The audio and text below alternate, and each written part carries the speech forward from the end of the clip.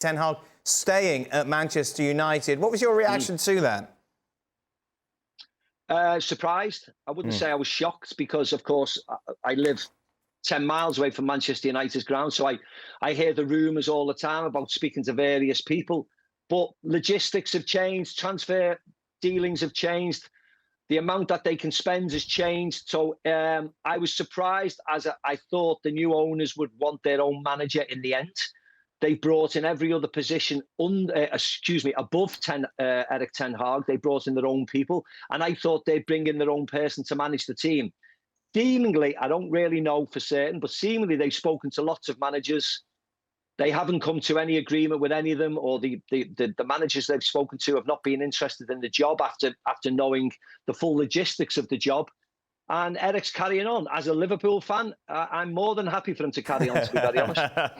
Oh, another anti-United on ESPN FC. What a surprise. Don, I'm not anti-United. I'm not anti-United. I just don't like them.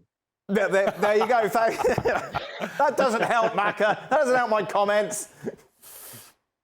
Yeah. No, from what I've been told, I got told from a really good source a few weeks before the cup final that he might stay, Ten Hag, because he felt as though Ineos were going to have to make a really big decision. And it's a little bit contradictory because when they lost against Palace badly, was it 4 or 5, got absolutely smashed, could have been 9, that was probably the time to sack Ten Hag.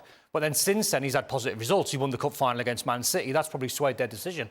But what he told me, as a journalist in Manchester who's got his finger on the pulse, he knows the staff, knows the players, that they thought, or he thought they were going to keep Ten Hag on the basis of if Ineos come into the football club and they sacked Erik ten Hag, that is their first big decision.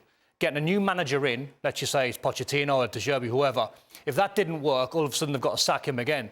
You're Todd Bowley in your decisions, all of a sudden you're 2 or 3 managers in. So Ineos didn't want to seem like they were being a bit of a shambles just by hiring managers, firing them. So they thought probably the best thing to do is keep the man who's been in charge a couple of years, who knows the players, who, when they won the cup final, that probably swayed their decision to think, well, actually, probably the best thing is for us as a football club is not to go down a new route.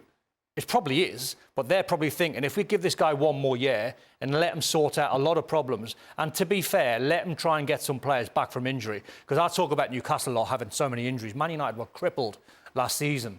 So maybe their thinking is for 1 more year, let Erik ten Hag stay in the job and then see how he does. If they've got to make the decision then and they have to sack him, then they might do it in a year. So they didn't want to be a bit of a shambles just briefly by sacking him. So they then went and were a bit of a shambles by interviewing a dozen other people who didn't want it. Who didn't want it, and then said, I tell you what, that guy who's in the job, who we don't want, and his 5th choice, he's your number 1 choice.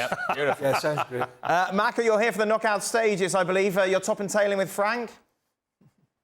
I'm not, am I? Top and tailing with Frank. What a treat.